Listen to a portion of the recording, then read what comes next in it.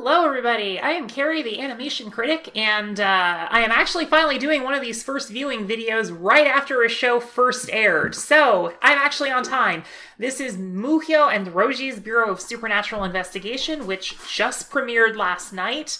So, hey, this video is actually fresh. Okay, so this show reminded me a lot of the shows that I grew up with and that got me into anime in the very first place. Things like, Sailor Moon, Cardcaptor Sakura, and, like, other shonen shows, too. Like, specifically the Monster Battle of the Week shows, where there's these characters with these special powers, and every week there's some new kind of conflict character that enters their life, and they discover that there's, like, sinister things going on, and it's up to our main heroes. And these shows are at their best when all of the monsters every week are unique.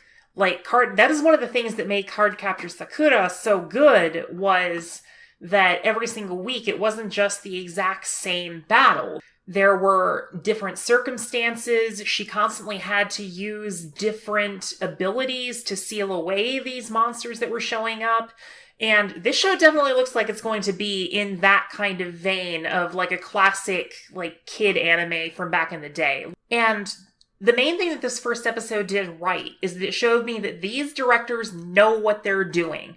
Like, the episode begins with a very good establishing shot, which uses silence effectively and uses the visual space of the frame effectively to kind of generate this feeling of this isolated, rundown place that looks like there's nobody there, and this was very well directed. These directors knew how to make you feel the feels, and I actually was like, ah, at the end. So this show managed to do something crazy, which was take a way too overdramatic story. Like, the writing in this episode was generally like just middle of the road, kind of writing where it was just too much. It's like, okay, you don't have to have, like, a character literally die in these overdramatic, oh my gosh, why are you, it goes to these flashbacks and the scenario is so over the top that it's almost funny that it's so, like, over dramatized, and yet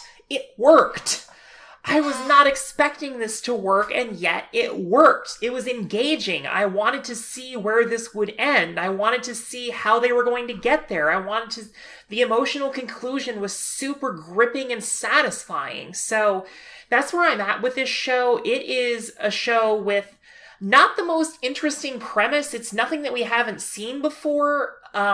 It's like, this has been done in thousands of old nostalgic shows, but because it is being helmed by directors who clearly know what they're doing, I definitely want to keep watching more just so that I can see all the unique monsters, all the unique social scenarios that lead to these monsters being problems. Just seeing the sheer creativity and all the ways that the directors pulled the emotions in. Top-notch stuff. So, I am giving this a favorable rating.